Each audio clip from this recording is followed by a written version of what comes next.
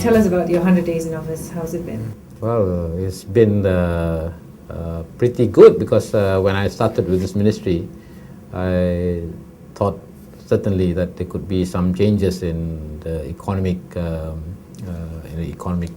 area or in the economics of this country.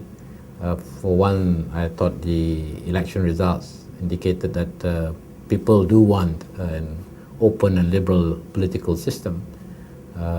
So certainly then, if you want an open liberal political system, that must be accompanied with an open and liberal economic system.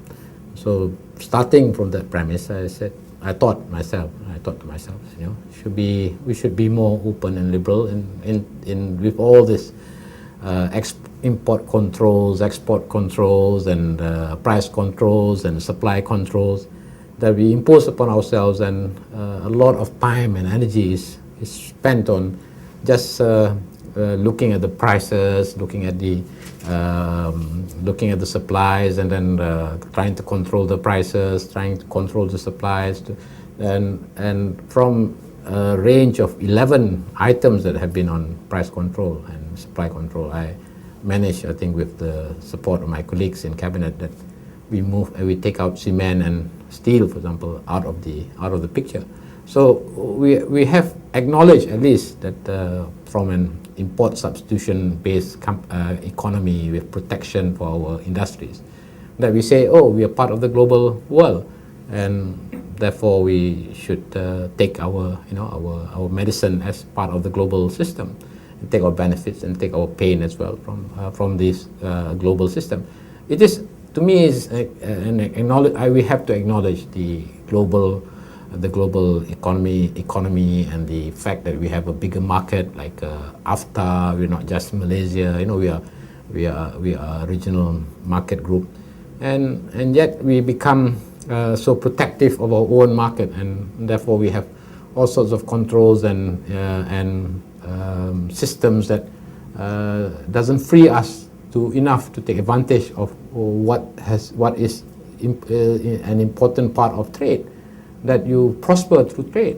You prosper through trade, you prosper through exchange of goods, and you prosper through exchange of services, and that requires an open and a liberal economic system. So that has been my premise when I took over the Ministry of Domestic Trade and Consumer Affairs, and I'm glad we made progress.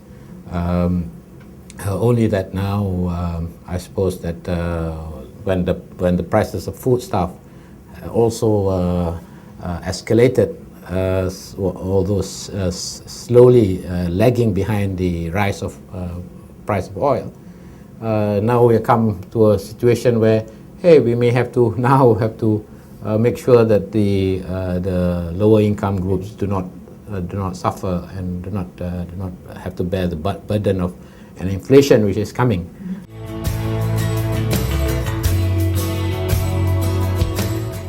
I think opening up, I think, is the right answer. We have to use. Then we don't have to use our energy and effort to try to monitor prices and control supplies and make sure there's no hoarding and so on and so forth, and to stop profiteering and so on. I mean, but I think when the oil price came and we were locked into a situation where we have been keeping the prices low through subsidies, then we realized that with the rise in food prices internationally, then we have to also subsidize food production and even food importation, and also then price controls and monitoring and enforcement to make sure that the other food items which are among the essential goods are kept at a reasonable price, and that could only be done with subsidies, and with subsidies then you have to have monitoring and you have to control again. So we now do not have to worry too much about cement and steel, but the interim period before prices stabilize is also quite painful, and then with with the necessity of the government having to reduce the subsidies for petrol and diesel, then adds another dimension to the cost, to the cost of foods and other items. And so we are now in this debate, whether how best should we use our money, shouldn't part of our money be used other than just oil and just for food and for petrol and diesel. It should also be used for subsidizing food and so on. So we are actually doing the same thing, in the end, and we're just using our finances to try to keep our food prices down, and also to guarantee supplies and availability of some basic food item like rice. So it's been exciting. I think this 100 days. It's not so boring. But it is quite a drag on me. Then I miss time with my constituency. Before I could visit my constituency every weekend or be there for most of the things. Now I have to, of course, allocate time for maybe reducing time in my constituency to be elsewhere, and that's the cost that I have. And coming from an urban constituency, it is a dangerous cost in a sense, because then I am not as always as I have been in touch with, been there and in Johor Bahru. So there is it makes me busy. It's been enjoyable because I think I go back to basic economics. I go back to what I say is economics 101. The only problem about economic theory is that we assume that the consumer is rational, the human being is rational, and in fact that's the part that's that's not always true. Yeah. But I can't complain because I think it is an interesting time. My cabinet colleagues are not of the are not just from the previous cabinet. There are some new ones, and it is interesting watching and listening to how the cabinet performs and reacts or even looks at an issue, because we do not have the hang-ups of of being too long in the cabinet, and we certainly much more open and much more freer to express our comments and ideas, and that's, in a way, it was also stimulating, and I like that too. Of course, now with the with Parliament being different from what it was before. If before it was you could push for new ideas or new changes, and now you may have to be more careful about getting changes implemented in Parliament or even in government. It's challenging.